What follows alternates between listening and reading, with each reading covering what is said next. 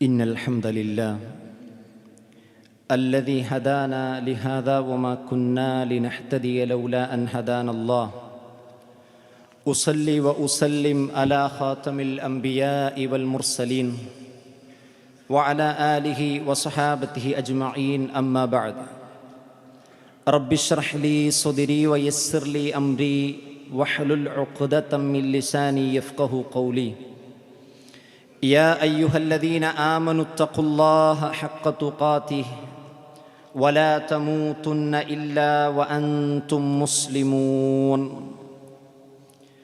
ഏറെ ബഹുമാനം നിറഞ്ഞ സത്യവിശ്വാസികളായ സഹോദരങ്ങളെ, അല്ലാഹു സുബ്ഹാനഹു തആലയുടെ വിധിവിലക്കുകൾ ജീവിതത്തിൻ്റെ മുഴുവൻ മേഖലകളിലും പാലിച്ചു ജീവിക്കണേ എന്ന് ആമുഖമായി സ്വന്തത്തോടും പിന്നീട് നിങ്ങൾ ഓരോരുത്തരോടും വസിയത്ത് ചെയ്യുകയാണ്, ഉപദേശിക്കുകയാണ്.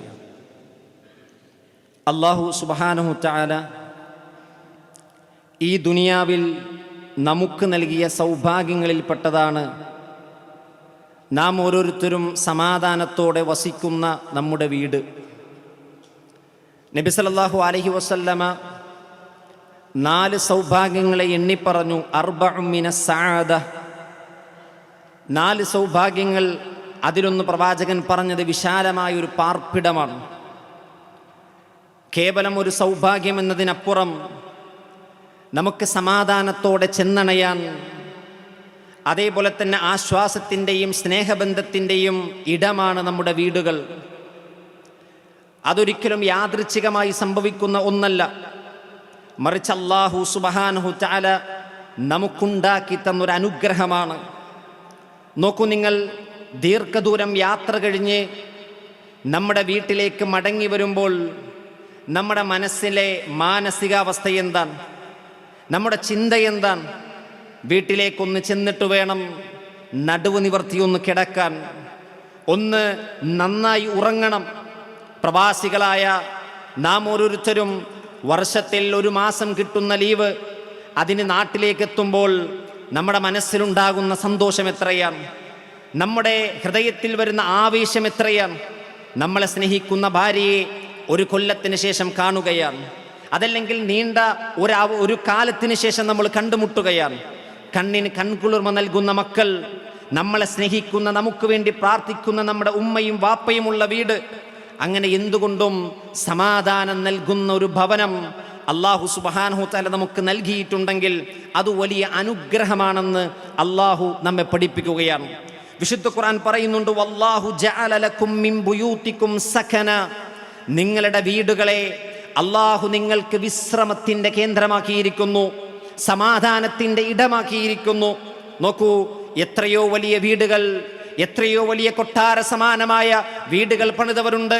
പക്ഷേ എല്ലാവർക്കും സമാധാനവും വിശ്രമവും ഒരു വീട്ടിൽ കിട്ടണമെന്നില്ല, മറിച്ച് അല്ലാഹു സുബ്ഹാനഹു തആല ഉദ്ദേശിക്കുന്നവർക്കാണ് അത് കിട്ടുക. പലപ്പോഴും വലിയ വലിയ വലിയ വീടുകൾ നോക്കിയിട്ട് അവരെത്ര ഭാഗ്യവാന്മാരാണെന്ന് പറയാറുണ്ട്. സഹോദരങ്ങളെ, വീടിൻ്റെ വലിപ്പത്തിലല്ല ഭാഗ്യമിരിക്കുന്നത്, വീടിൻ്റെ വിശാലതയിലല്ല സൗഭാഗ്യമിരിക്കുന്നത്, മറിച്ച് ചെറിയ വീടാണെങ്കിലും സമാധാനത്തോടെ കഴിയാൻ നമുക്ക് കഴിയുന്നുണ്ടോ എന്നുള്ളതാണ്. എങ്കിൽ അതൊരു വലിയ അനുഗ്രഹമായി തിരിച്ചറിഞ്ഞ് അല്ലാഹുവിനെ സ്തുതിക്കാൻ നമുക്ക് കഴിയണം. റസൂൽ കരീം സല്ലല്ലാഹു അലൈഹി വസല്ലമ തൻ്റെ വിരിപ്പിലേക്ക് എത്തിയാൽ, കാന നബിയു സല്ലല്ലാഹു അലൈഹി വസല്ലം, പ്രവാചകൻ തൻ്റെ വിരിപ്പിലേക്ക് എത്തിയാൽ, പ്രവാചകൻ ഇലാ ഫിറാശിഹി, തൻ്റെ വിരിപ്പിലെത്തിക്കഴിഞ്ഞാൽ പ്രവാചകൻ പറയും, അൽഹംദുലില്ലാഹില്ലദീ അത്അമനാ വസഖാനാ വകഫാനാ വആവാനാ. അല്ലാഹുവേ, ഞങ്ങളെ ഭക്ഷിപ്പിച്ച റബ്ബേ, ഞങ്ങളെ കുടിപ്പിച്ച റബ്ബേ, ഞങ്ങൾക്ക് മതിയായതൊക്കെ നൽകിയ റബ്ബേ, ഞങ്ങൾക്ക് അഭയകേന്ദ്രമായി ഈ വീടിനെ നൽകിയ റബ്ബേ, അൽഹംദുലില്ലാ എന്ന് പറഞ്ഞിട്ടാണ് പ്രവാചകൻ ഉറങ്ങുക. പ്രവാചകൻ ഒരു വാചകം കൂടി അതിൽ ചേർത്ത് വെച്ചു, ഫകം മിമ്മൻ ലാ കാഫിയ ലഹു വലാ മുഅ്വി. എത്രയെത്ര മനുഷ്യരാണ് അഭയം നൽകപ്പെടാൻ ആളില്ലാതെ, എത്രയെത്ര മനുഷ്യരാണ് അവരുടെ ആവശ്യങ്ങൾ നിർവഹിക്കപ്പെടാൻ സാധിക്കാതെ കഴിയുന്നതെന്ന് പ്രവാചകൻ ആ സന്ദർഭത്തിൽ ഓർക്കുമെന്നാണ്. പ്രിയപ്പെട്ടവരെ, കിടക്കയിലേക്ക് എത്തുമ്പോൾ അന്നത്തെ ദിവസം നാം കഴിച്ച ഭക്ഷണം, അന്ന് നാം കുടിച്ച വെള്ളം, അന്ന് നമുക്ക് ജീവിക്കാൻ ആവശ്യമായ മുഴുവൻ കാര്യങ്ങളെയും ഓർത്ത് നമ്മൾ അല്ലാഹുവിനെ സ്തുതിക്കണമെന്നാണ്. ആ കൂട്ടത്തിൽ പ്രവാചകൻ സ്തുതിച്ചൊരു കാര്യമാണ് വആവാന, അല്ലാഹുവേ ഞങ്ങൾക്ക് അഭയം നൽകിയവനെ, ഞങ്ങൾക്ക് സമാധാനം നൽകിയവനെ, വിശ്രമിക്കാൻ വീട് നൽകിയ റബ്ബേ അൽഹംദുലില്ലാ എന്ന് പ്രവാചകൻ പറഞ്ഞിട്ടാണ് പ്രവാചകന്റെ വിരിപ്പിൽ പ്രവാചകൻ കിടന്നുറങ്ങുക. സഹോദരങ്ങളെ, ഈ സുന്നത്ത് നമ്മുടെ ജീവിതത്തിന്റെ ഭാഗമാക്കണം. ഈ ഒരു ചര്യ നമ്മുടെ ജീവിതത്തിലേക്ക് നാം ഇന്നു മുതൽ കൊണ്ടുവരേണ്ടതുണ്ട്. നോക്കൂ, നമ്മുടെ വീടുകൾ ജീവനുള്ളതാകാൻ, ജീവസുറ്റുള്ള വീടാകാൻ നബി സല്ലല്ലാഹു അലൈഹി വസല്ലമ പഠിപ്പിച്ച ചില നന്മകളുണ്ട്. പ്രവാചകൻ സല്ലല്ലാഹു അലൈഹി വസല്ലമ പറയുകയാണ്, മസലുൽ ബൈത്തില്ലദീ യുദ്കറുല്ലാഹു ഫീഹി വൽ ബൈത്തില്ലദീ ലാ യുദ്കറുല്ലാഹു ഫീഹി മസലുൽ ഹയ്യി വൽ മയ്യിത്ത്. അല്ലാഹുവിനെ ഓർക്കുന്ന വീടിൻ്റെയും അല്ലാഹുവിനെ സ്മരിക്കാത്ത വീടുകളുടെയും ഉപമ മസലുൽ ഹയ്യി വൽ മയ്യിത്ത്, ഒരു ജീവനുള്ള മനുഷ്യനെയും ജീവനില്ലാത്ത മനുഷ്യനെയും പോലെയാണ്. നോക്കൂ പ്രിയപ്പെട്ടവരെ, അള്ളാഹുവിനെ ഓർക്കുന്ന വീടുകളെ റസൂലുള്ളാഹി സ്വല്ലല്ലാഹു അലൈഹി വസല്ലം ഉപമിച്ചത് ജീവനുള്ളതിനോടാണ്. അള്ളാഹുവിനെ സ്മരിക്കാത്ത വീടുകൾ, അതും മരിച്ചൊരു മനുഷ്യനോടാണ് ഉപമിച്ചിരിക്കുന്നത്. എങ്ങനെയാണ് നമ്മുടെ വീടുകൾ ജീവനുള്ളതാക്കുക? എങ്ങനെയാണ് നമ്മുടെ വീടുകൾ അള്ളാഹുവിനെ ഓർമ്മിക്കുന്ന വീടുകളാക്കുക? പ്രവാചകൻ പഠിപ്പിച്ചു, ഖാലൻ നബിയു സല്ലല്ലാഹു അലൈഹി വസല്ലം ഇദാ ഖളാ അഹദുകുമുസ് സ്വലാത ഫീ മസ്ജിദിഹി, ഒരാൾ തൻ്റെ പള്ളിയിലെ നമസ്കാരം നിർവഹിച്ചു കഴിഞ്ഞാൽ അവൻ ഫൽയജ്അൽ ലി ബൈതിഹി നസീബൻ മിൻ സ്വലാത്തിഹി, തൻ്റെ വീട്ടിലേക്ക് ഒരു വിഹിതം മാറ്റിവെക്കട്ടെ. ഏത് നമസ്കാരത്തെ പറ്റിയാണ് റസൂലുള്ളാഹി സ്വല്ലല്ലാഹു അലൈഹി വസല്ലം പറഞ്ഞത്? തൻ്റെ ഫർദ് നമസ്കാരം പള്ളിയിൽ നമസ്കരിച്ചു കഴിഞ്ഞാൽ സുന്നത്തുകളെ അവൻ വീട്ടിലേക്ക് മാറ്റിവെക്കണം. എന്തിനു വേണ്ടി? ഫഇന്നല്ലാഹ ജാഇലുൻ ഫീ ബൈതിഹി മിൻ സ്വലാത്തിഹി ഖൈറ, അവൻ്റെ വീടുകളിൽ നമസ്കരിക്കുന്ന ആ നമസ്കാരങ്ങളിൽ അള്ളാഹു നന്മ വെച്ചിട്ടുണ്ട് എന്നാണ്. പ്രിയപ്പെട്ടവരെ, നമ്മുടെ വീടുകളിൽ നമ്മളൊരു വിഹിതം മാറ്റിവെക്കണം. പലരും ഇശാ നമസ്കാരം കഴിഞ്ഞാൽ വിത്തറടക്കം പള്ളിയിൽ വെച്ചിട്ടാണ് നമസ്കരിച്ചു പോകുന്നത്. സുന്നത്തുകളൊന്നും വീട്ടിലേക്ക് ബാക്കി വെക്കാറില്ല. പ്രിയപ്പെട്ടവരെ, സുന്നത്തുകൾ ഏതെങ്കിലും ഒന്നെങ്കിലും നമ്മുടെ വീട്ടിൽ ബാക്കി വെക്കാൻ കഴിയണം. വിത്തറെങ്കിലും, രാത്രി നമസ്കരിക്കുന്ന വിത്തർ നമസ്കാരമെങ്കിലും അത് വീട്ടിൽ നിർവഹിക്കാൻ നമുക്ക് കഴിയുന്നതും സാധിക്കേണ്ടതുണ്ട്. എങ്കിൽ അള്ളാഹു അതിൽ ഖൈർ വെച്ചിട്ടുണ്ടെന്നാണ്. നാം നമസ്കരിക്കുന്നത് നമ്മുടെ മക്കൾ കാണണം. നാം നമസ്കരിക്കുന്നത് നമ്മുടെ സന്താനങ്ങൾ കണ്ടു വളരേണ്ടതുണ്ട്. ആ ചെറിയ പൈതലുകൾ നമ്മൾ സുജൂദ് ചെയ്യുന്നതും റുക്കൂ ചെയ്യുന്നതും നമസ്കരിക്കുന്നതും കാണുമ്പോൾ അവർ വീടുകളിൽ നമ്മളോടൊപ്പം നമസ്കരിക്കാറുണ്ടാകും. പ്രിയപ്പെട്ടവരെ, അതുകൊണ്ട് നമ്മുടെ വീടുകളിൽ നമസ്കാരത്തിനൊരു ഇടം കണ്ടെത്തുമ്പോഴാണ് അള്ളാഹുവിനെ ഓർക്കുന്ന വീടുകളാവുക. നോക്കൂ, പ്രവാചകൻ സല്ലല്ലാഹു അലൈഹി വസല്ലം പഠിപ്പിച്ച മറ്റൊരു മാർഗം വിശുദ്ധ ഖുർആൻ പറയുകയാണ്, ഫൈദാ ദഖൽതും ബുയൂതൻ ഫസല്ലിമു അലാ അൻഫുസികും, നിങ്ങൾ വീടുകളിലേക്ക് പ്രവേശിക്കുകയാണെങ്കിൽ നിങ്ങൾ സലാം പറയട്ടെ. തഹിയ്യതൻ മിൻ ഇൻദില്ലാഹി മുബാറകതൻ ത്വയ്യിബ, അല്ലാഹുവിൻ്റെ അനുഗ്രഹീതമായ നല്ലതായ ഒരു ഉപചാരം എന്ന നിലക്ക് നിങ്ങൾ സലാം പറയണം. പലപ്പോഴും അറിയുന്ന ആളുകൾ പോലും മറന്നു പോകുന്ന ഒരു വിഷയമാണ് വീടുകളിലേക്ക് കടന്നു ചെല്ലുമ്പോൾ സലാം പറയുക എന്നുള്ളത്. ചിലർക്ക് ആ ചര്യ തന്നെയില്ല. വീട്ടിലേക്ക് കയറുമ്പോൾ സലാം എന്ന് പറയുന്നത് ജീവിതത്തിൽ ഇതുവരെ പ്രാവർത്തികമാക്കാത്തവരുണ്ടാകും. മാറണം നാം. ഇനി അത് അറിയുന്നവരാകട്ടെ പലപ്പോഴും മറന്നുപോകും. റസൂൽ കരീം സല്ലല്ലാഹു അലൈഹി വസല്ലം പറയുകയാണ്, നിങ്ങളുടെ വീട്ടിൽ ബർക്കത്തുണ്ടാകണമെങ്കിൽ നിങ്ങൾ വീട്ടുകാർക്ക് സലാം പറയണം. സ്വഹാബത്തിനോട് പറഞ്ഞു, സ്വഹാബികളെ, നിങ്ങൾ പരസ്പരം നിങ്ങൾ വിശ്വാസികളാകണമെങ്കിൽ നിങ്ങൾ പരസ്പരം സ്നേഹിക്കണം. നിങ്ങൾ പരസ്പരം സ്നേഹിക്കുന്നവരാണെങ്കിൽ നിങ്ങൾക്കിടയിൽ സലാമിനെ നിങ്ങൾ വ്യാപിപ്പിക്കണം. നോക്കൂ, വിശ്വാസത്തിലേക്ക് എത്തിക്കുന്നത് സ്നേഹമാണ്, സ്നേഹത്തിലേക്ക് എത്തിക്കുന്നത് സലാമാണ്. അതുകൊണ്ടാണ് പണ്ഡിതന്മാർ പറഞ്ഞത്, ബർക്കത്തുകളുടെയും സ്നേഹത്തിൻ്റെയും താക്കോലാണ് സലാം പറയുക എന്നുള്ളത്. പരസ്പരം തെറ്റി നിൽക്കുന്ന വിശ്വാസികൾ എങ്ങനെയാണ് അവരുടെ ആ ഒരു ബന്ധത്തെ ഊഷ്മളമാക്കാൻ, അതല്ലെങ്കിൽ അവരുടെ ആ ഒരു ഭിന്നിപ്പിനെ മാറ്റി അവർക്ക് പരസ്പരം രഞ്ജിപ്പിലെത്താനും സ്നേഹബന്ധത്തിലെത്താനും കഴിയുന്നത് സലാം കൊണ്ട് തുടങ്ങുമ്പോഴാണ്. അല്ലാഹു സുബ്ഹാനഹു വ തആല നിശ്ചയിച്ചതാണ്, അതിൽ ബർക്കത്തുണ്ട്, സമാധാനമുണ്ട്. നമ്മൾ വീട്ടിലേക്ക് എത്തുമ്പോൾ ഖൽബിൽ നിന്ന് പറയണം.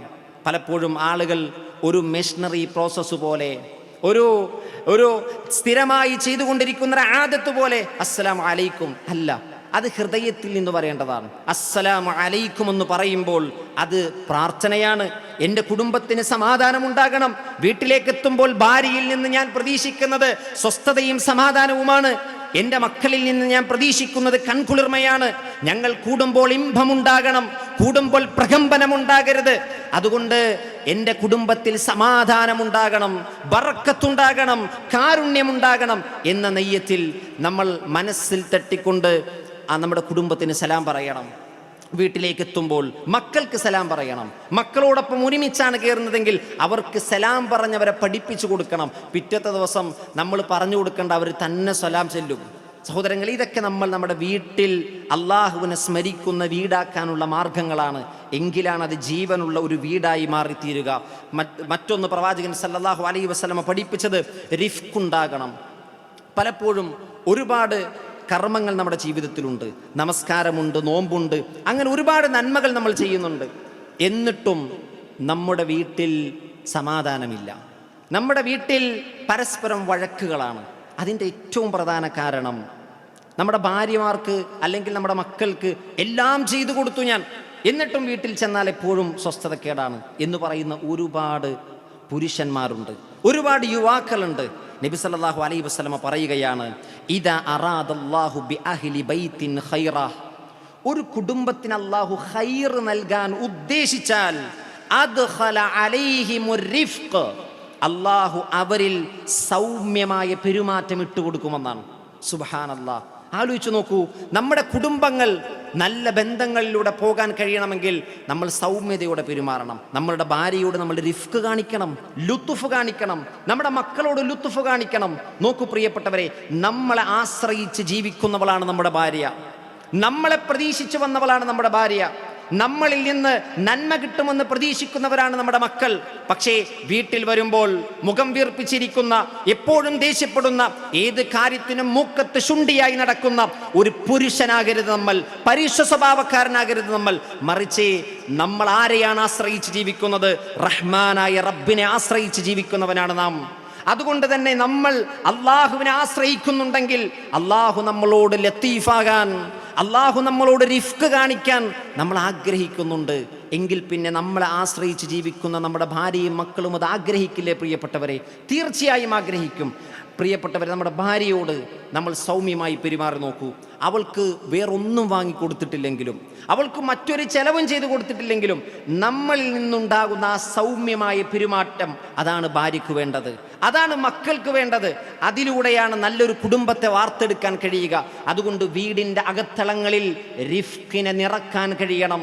സൗമ്യമായ പെരുമാറ്റത്തെ, സംസാരത്തെ നമ്മുടെ മക്കളുടെ മുന്നിൽ വെച്ചുകൊണ്ട് നമുക്ക് പ്രകടിപ്പിക്കാൻ കഴിയണം. നമ്മൾ ഭാര്യയോട് സൗമ്യമായി പെരുമാറിയാൽ നമ്മുടെ മക്കൾ നമ്മളോട് സൗമ്യമായി പെരുമാറും. നമ്മുടെ ഭാര്യയോട് പരുഷമായി പെരുമാറിയാൽ നമ്മുടെ മക്കൾ പരുഷമായി പെരുമാറുമെന്ന് നാം മനസ്സിലാക്കണം. അല്ലാഹു സുബ്ഹാനഹു വ തആല കാത്തുരക്ഷിക്കുമാറാകട്ടെ.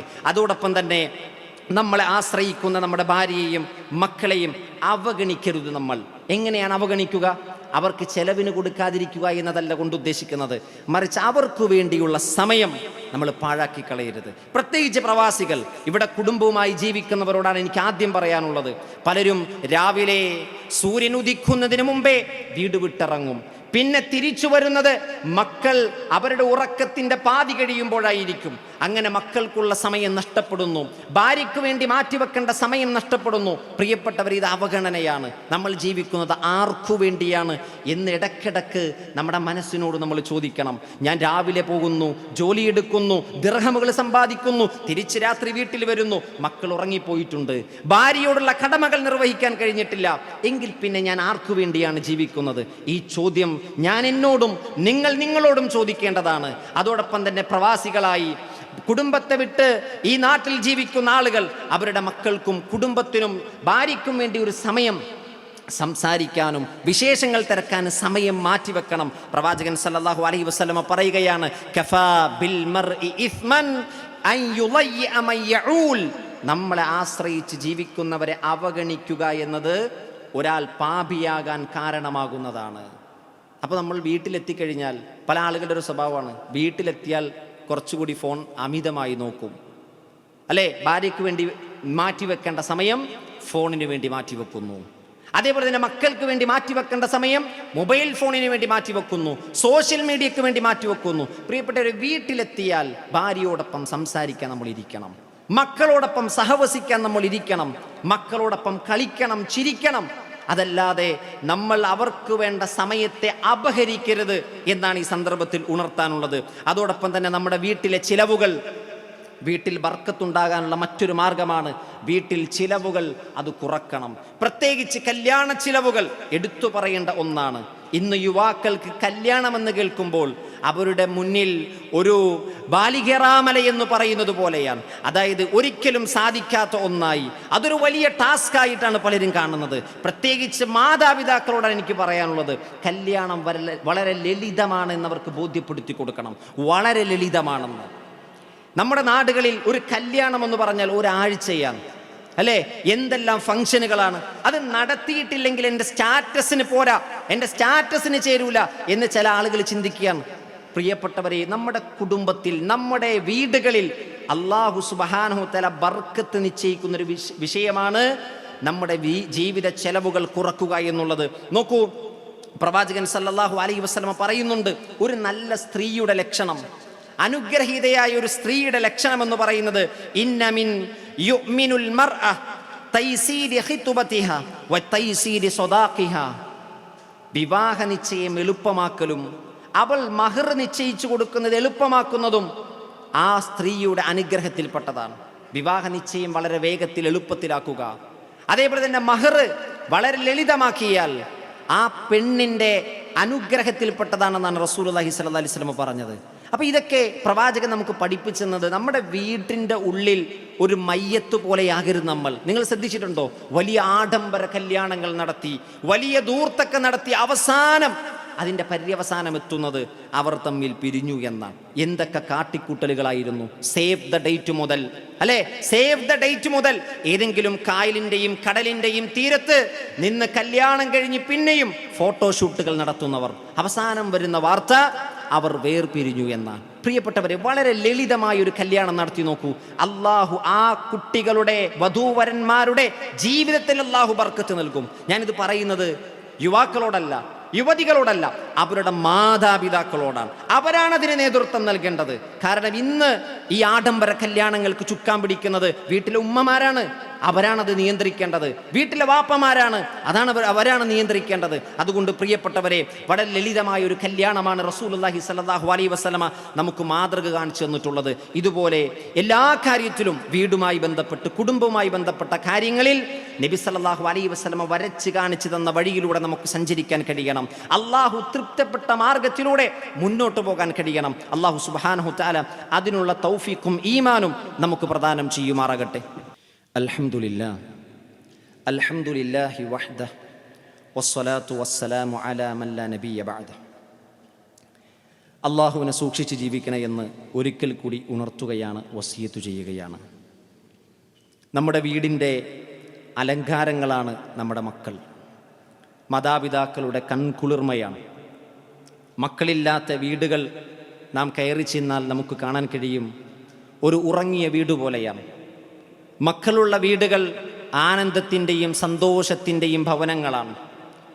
അതുകൊണ്ട് തന്നെ ഏതൊരു വിശ്വാസിയും ധാരാളം മക്കളുണ്ടാകാൻ അള്ളാഹുവിനോട് പ്രാർത്ഥിക്കേണ്ടതുണ്ട്.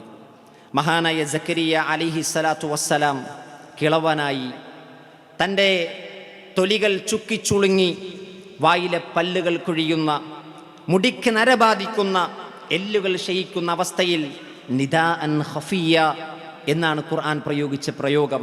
വളരെ ശാന്തമായി ശബ്ദം താഴ്ത്തിക്കൊണ്ട് അല്ലാഹുവിനെ വിളിച്ചു വന്നാണ്. റബ്ബി ഹബിലി മിൻ ലദുൻക ദുർരിയതൻ ത്വയ്യിബ. അല്ലാഹുവേ, എനിക്ക് നല്ല മക്കളെ നൽകണം, ത്വയ്യിബായ മക്കളെ നീ പ്രദാനം ചെയ്യണം. ഏത് സമയത്താണ് സക്കരിയ നബി വിളിക്കുന്നത്? പടുകിളവനായി എന്ന് പറയുന്ന സമയത്ത്. അതുകൊണ്ടാണ് നിദാഅൻ ഖഫിയ എന്ന് വിളിച്ചത്. എങ്ങാനും ഉറക്കെ പ്രാർത്ഥിക്കുകയാണ്, അല്ലാഹുവേ എനിക്ക് മക്കളെ നൽകണേ എന്ന് പറഞ്ഞാൽ കേൾക്കുന്നവർ വിചാരിക്കും, ഈ പ്രായം ചെന്ന മനുഷ്യന് ഈ വയസ്സാം കാലത്തും ഒരു മകൻ ഉണ്ടാകാൻ ആഗ്രഹിക്കുകയോ എന്നാളുകൾ വിചാരിക്കുമോ എന്ന് ഭയന്നിട്ടാണ് നിദാഅൻ ഖഫിയ, അദ്ദേഹം ശബ്ദം താഴ്ത്തി റഹ്മാനായ റബ്ബിനെ വിളിച്ചു എന്നാണ്. പ്രിയപ്പെട്ടവരെ, നമ്മൾ നമ്മുടെ മക്കളെ ധാരാളം ഉണ്ടാകാനും ഉള്ള മക്കൾ സ്വാലിഹീങ്ങളാകാനും വേണ്ടി പ്രാർത്ഥിക്കണമെന്നുള്ളതാണ്. കാരണം അള്ളാഹുവിന് സുജൂദ് ചെയ്യുന്ന, അള്ളാഹുവിന് ഇബാദത്ത് ചെയ്യുന്ന മക്കളുണ്ടാവുക എന്നത് അത് നമുക്ക് ലഭിക്കുന്ന ഏറ്റവും വലിയ അനുഗ്രഹമാണ്. മരണാനന്തരം നമ്മുടെ ഖബറിലേക്ക് നമുക്ക് അജ്റ് വന്നെത്താൻ, കർമ്മങ്ങൾ വീണ്ടും തുടർന്നു വരാനുള്ള ഒരു മാർഗം അത് നമ്മുടെ മക്കളാണ്. നോക്കൂ, നബി സല്ലല്ലാഹു അലൈഹി വസല്ലമ നമുക്കതിനുള്ള മാർഗങ്ങൾ പഠിപ്പിച്ചു തന്നു. അതിലേറ്റവും പ്രധാനപ്പെട്ടതാണ് നമ്മുടെ ഭാര്യമാർ. അവരെപ്പറ്റി വിശുദ്ധ ഖുർആൻ പറയുന്നു, നിസാഉക്കും ഹർസുൽ ലക്കും, അവർ നിങ്ങളുടെ കൃഷിയിടമാണ് എന്നാണ് പറഞ്ഞത്. കൃഷിയിടത്തിൻ്റെ പ്രത്യേകത എന്താ? കൃഷിയിടത്തിൻ്റെ പ്രത്യേകത അതിൽ നല്ല കൃഷികൾ ഉണ്ടാകും. കൃഷി ചെയ്താൽ നല്ല വിളവുണ്ടാകും. നല്ല കൃഷി ചെയ്താൽ നല്ല വിളവെടുക്കാൻ കഴിയും. വിശുദ്ധ ഖുർആൻ സ്ത്രീകളെ കൃഷിയിടത്തിലേക്ക് ഉപമിച്ചു എന്നുള്ളത് അവരെ തരം താഴ്ത്തലല്ല. ഒരു കൃഷിക്കാരന് അവൻ്റെ ജീവിതത്തിലെ ഏറ്റവും വലിയ സ്വത്താണ് അവൻ്റെ കൃഷിയിടം. ആ കൃഷിയിടത്തെ അവൻ വേലി കെട്ടി സംരക്ഷിക്കും. ആ കൃഷിയിടത്തിലേക്ക് അന്യരെ പ്രവേശിപ്പിക്കാതെ നോക്കും. ആ കൃഷിയിടത്തിലെ മണ്ണിനെ ഉഴുതുമറിക്കും. ആ കൃഷിയിടത്തെ പൊന്നുപോലെ നോക്കും. ആ കൃഷിയിടത്തിൽ അവൻ കൃഷി ഇറക്കിയാൽ ഫലം കായ്ക്കുന്ന കായ്ക്കനികൾ, ഫലങ്ങൾ അവന് കാണാൻ കഴിയും. അതൊരു കൃഷിക്കാരന് കിട്ടുന്ന ഏറ്റവും വലിയ സന്തോഷമാണ്. നോക്കൂ പ്രിയപ്പെട്ടവരെ, നമ്മുടെ ഭാര്യയാകുന്ന കൃഷിയിടത്തിൽ നമുക്ക് കൃഷി ഇറക്കാൻ കഴിയണം. ആ കൃഷി ഇറക്കിയാൽ നല്ല വെള്ളവും വളവും കൊടുക്കാൻ കഴിയണം. അങ്ങനെ വളർന്നു പന്തലിക്കുന്ന മരങ്ങളിൽ, വൃക്ഷങ്ങളിൽ, സസ്യലതാദികളിൽ കായ്ക്കുന്ന കായ്ക്കനികൾ അവരാണ് നമ്മുടെ മക്കൾ. അവർ നമുക്ക് പിന്നീട് കൺകുളിർമയേകും. നമ്മൾ മരിച്ചു കഴിഞ്ഞാലും നമ്മുടെ ഖബറിലേക്ക് പ്രതിഫലമെത്താൻ ഒരു കാരണം നിശ്ചയിച്ചത് നമ്മുടെ മക്കളാണ്. പ്രിയപ്പെട്ടവരെ, നോക്കൂ സഹോദരങ്ങളെ, ഇനി ഒരു രാജ്യമെന്ന നിലക്ക്, ഒരു മതമെന്ന നിലക്ക് നോക്കുകയാണെങ്കിൽ മക്കൾ ധാരാളം ഉണ്ടാവുക എന്നത് മതപരമായി അതിന് ഒരു തേട്ടമുണ്ട്. രാജ്യത്തിൻ്റെ ആ സ്വഭാവം വെച്ച് ഒരു രാജ്യത്തിൻ്റെ ശക്തി മക്കളാണ്. അതുകൊണ്ട് തന്നെ നബി സല്ലല്ലാഹു അലൈഹി വസല്ലം പഠിപ്പിച്ചിട്ടുണ്ട്, ധാരാളം പ്രസവിക്കുന്ന, നിങ്ങളെ അങ്ങേയറ്റം സ്നേഹിക്കുന്ന സ്ത്രീകളെ നിങ്ങൾ വിവാഹം കഴിക്കണം. കുല്ലു വദൂദിൻ വലൂദിൻ എന്നാണ് ആ പ്രയോഗം. ധാരാളം സ്നേഹിക്കുന്ന, ധാരാളം പ്രസവിക്കുന്ന മക്കളെ നിങ്ങൾക്കുണ്ടാകണം, ഭാര്യമാർ നിങ്ങൾക്കുണ്ടാകണം. മാത്രമല്ല, ഇനി ഒരു സ്ത്രീയിൽ മക്കളില്ലെങ്കിലോ അവർക്ക് രണ്ടാമതൊരു കല്യാണം കഴിക്കാം, 3ഉം 4ഉം കഴിക്കാം. വിശുദ്ധ ഖുർആൻ പറയുന്നുണ്ട്, ഫൻകിഹു മാ ത്വാബ ലക്കും മിനൻ നിസാഇ മത്ന വസുലാസ വറുബാഅ. ഇത് കേൾക്കുമ്പോൾ ചിലപ്പോൾ ചാടി എഴുന്നേക്കും ഉറങ്ങണവർ. ഈ ആയത്ത് കേൾക്കുമ്പോൾ ചിലപ്പോൾ ചാടി എഴുന്നേക്കും. ആവേശം കൊള്ളാനുള്ളതല്ല, മറിച്ച് കഴിയുന്ന ആളുകൾ, മനിസ്തതാഅ, അതിന് സാധിക്കുന്നവർ, സാമ്പത്തികമായി സാധിക്കണം, ശാരീരികമായി അവന് സാധിക്കണം, നീതിയോടെ പെരുമാറാൻ സാധിക്കണം. ആദ്യത്തിനോട് അനീതി കാണിച്ചിട്ടല്ല രണ്ടാമത് കെട്ടേണ്ടത്. ആദ്യത്തെ ബർക്കത്തിനെ കാത്തു സൂക്ഷിക്കാൻ കഴിഞ്ഞിട്ടില്ലെങ്കിൽ രണ്ടാമത്തതിലേക്ക് പോകരുത്. ആദ്യത്തെ ബർക്കത്ത് കൊണ്ട് തന്നെ തൃപ്തിപ്പെടുക. ചില ആളുകളുണ്ട്, ആവേശത്തിലിറങ്ങും, എനിക്ക് ധാരാളം മക്കളെ വേണമെന്നൊക്കെ പറഞ്ഞ്. പക്ഷെ ആദ്യത്തിനോട് പോലും നീതി കാണിക്കാൻ പറ്റാത്തവർ ഒരിക്കലും ആ പരിപാടിക്ക് നിൽക്കരുത് സഹോദരങ്ങളെ. എന്നാൽ അതിന് കഴിയുന്നവരാണോ? ആദ്യത്തേതിൽ മക്കളില്ലേ എങ്കിൽ അവർക്ക് അനുവാദമുണ്ട്. ഇസ്ലാം അനുവദിച്ച ഒരു കാര്യം ഒരിക്കലും ഒരു അപരാധമായി നമ്മുടെ സമൂഹത്തിലെ സ്ത്രീകൾ കാണാനും പാടില്ല. ഇതിൻ്റെ 2 വശങ്ങളെയും നാം കണ്ടറിയേണ്ടതുണ്ട്. അതായത് ചില സ്ത്രീകൾക്ക് ഒരു പ്രത്യേകതയുണ്ട്, രണ്ടാമതൊരു കല്യാണം കഴിച്ച ആളെ കാണുമ്പോൾ തന്നെ അവർക്കൊരു വെറുപ്പാണ്. അയാളുടെ കൂട്ടത്തിലാണ് നമ്മുടെ ഭർത്താവെങ്കിൽ പിന്നെ കൂട്ടത്തിൽ കൂട്ടാനേ പറയൂല, അല്ലേ? എൻ്റെ ഭർത്താവ് രണ്ടാമത് കല്യാണം കഴിച്ച ഒരാളുടെ കൂട്ടത്തിലാണ് പോകുന്നതെങ്കിൽ എപ്പോഴും മനസ്സിലൊരു സംശയമായിരിക്കും, നീ ഇയാൾ രണ്ടാമത് കിട്ടുമോ എന്നുള്ളത്. അപ്പോൾ രണ്ടാമത് കല്യാണം കഴിക്കുക എന്നുള്ളത്, 3, 4 കിട്ടുക എന്നുള്ളത് സമൂഹത്തിലൊരു പ്രത്യേകത കാണാൻ കഴിയും. അതൊരു അപരാധമായിട്ട് ആളുകൾ കാണും. അതിനെ ഒരിക്കലും കാണരുത്. അള്ളാഹു അനുവദിച്ചൊരു കാര്യമാണ്. പക്ഷെ അത് എല്ലാവർക്കും ചെയ്യാൻ പറ്റുമോ? ആ വിഷയം ശരിക്കും പഠിക്കുകയും വേണം. നീതിയോടുകൂടി പെരുമാറാനും അതോടൊപ്പം തന്നെ ചെലവിന് കൊടുക്കാൻ കഴിയുന്ന, എല്ലാ നിലക്കും സാധിക്കുന്ന ഒരാളെ ആ കാര്യത്തിന് മുതിരാൻ പാടുള്ളൂ എന്ന് പ്രത്യേകം ഉണർത്തുകയാണ് ഈ വിഷയം സൂചിപ്പിക്കുന്നത്. ഒരു രാജ്യത്തിൻ്റെ ശക്തി എന്നത് മക്കളാണ്. ധാരാളം മക്കളുണ്ടാകാൻ, ഒരാൾക്ക് ഒന്നിലധികം വിവാഹം കഴിക്കൽ അനുവദനീയമാണെന്ന പാഠം ഈ രാജ്യം നമ്മളോട് വിശുദ്ധ ഖുർആനിൻ്റെ ആയത്തുകൾ ഓതി പഠിപ്പിക്കുകയാണ്. അല്ലാഹു സുബ്ഹാനഹു തആല നമുക്ക് എല്ലാവിധ അനുഗ്രഹവും ബർക്കത്തും നമ്മുടെ കുടുംബത്തിൽ പ്രദാനം ചെയ്യുമാറാകട്ടെ. സ്വാലിഹീങ്ങളായ ത്വയ്യിബീങ്ങളായ മക്കളെ അള്ളാഹു നമുക്ക് പ്രദാനം ചെയ്യുമാറാകട്ടെ. നമ്മുടെ മക്കൾ മരണാനന്തരം നമ്മുടെ ജീവിതത്തിൽ നമുക്ക് ഉപകരിക്കുന്ന മക്കളാക്കി അള്ളാഹു മാറ്റുമാറാകട്ടെ. നമ്മുടെ വീടുകൾ, നമ്മുടെ ഭാര്യ, നമ്മുടെ മക്കൾ, നമ്മുടെ മാതാപിതാക്കൾ സമാധാനം നൽകുന്ന ഈ ദുനിയാവിലെ റിസ്ക്കുകളാക്കി അള്ളാഹു മാറ്റുമാറാകട്ടെ. അറിഞ്ഞും അറിയാതെയും ജീവിതത്തിൽ വന്നുപോയ പാകപ്പിഴവുകൾ അള്ളാഹു പുറത്തു മാപ്പ് നൽകി അനുഗ്രഹിക്കുമാറാകട്ടെ. അള്ളാഹുവിൻ്റെ ജന്നാത്തുൽ ഫിർദൗസിൽ അള്ളാഹു നമ്മയെല്ലാം ഒരുമിച്ച് കൂട്ടി അനുഗ്രഹിക്കുമാറാകട്ടെ. ഈ രാജ്യത്തിന് അള്ളാഹു എല്ലാവിധ നിർഭയത്വവും സമാധാനവും പ്രദാനം ചെയ്യുമാറാകട്ടെ. അറബ് മുസ്ലിം രാഷ്ട്രങ്ങൾക്കും അതിൻ്റെ ഭരണാധികാരികൾക്കും അള്ളാഹു ഇസ്സത്തും ഖുവ്വത്തും പ്രദാനം ചെയ്യുമാറാകട്ടെ. അല്ലാഹു മഗ്ഫിർ ലിൽ മുഅ്മിനീന വൽ മുഅ്മിനാത്ത് വൽ മുസ്ലിമീന വൽ മുസ്ലിമാത്ത് അൽഅഹ്യാഇ മിൻഹും വൽ അംവാത്ത് إنك مجيب الدعوات يا قاضي الحاجات. اللهم أجرنا من النار، اللهم أجرنا من النار، اللهم أجرنا وأجر والدينا من النار. اللهم أعز الإسلام والمسلمين وأذل الشرك والمشركين. اللهم وفق رئيس الدولة وحكام الإمارات، اللهم وفق رئيس الدولة وحكام الإمارات. اللهم ارحم شيوخ الإمارات الذين انتقلوا إلى جارك. ربنا آتنا في الدنيا حسنة وفي الآخرة حسنة وقنا عذاب النار. آمين آمين برحمتك يا أرحم الراحمين والحمد لله رب العالمين.